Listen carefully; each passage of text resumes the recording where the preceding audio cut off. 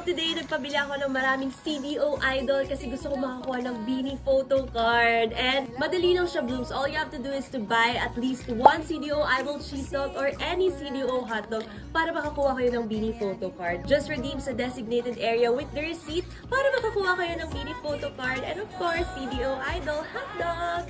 Syempre, super fan ako ng Beanie kaya sobrang dami kong biniling hotdog. At dahil dyan, ayan, ang dami niya. Sana makakuha ko ng sarili ko kasi syempre, bias ko sarili ko. So ngayon, titikim muna tayo. Taste test ng CDO Idol.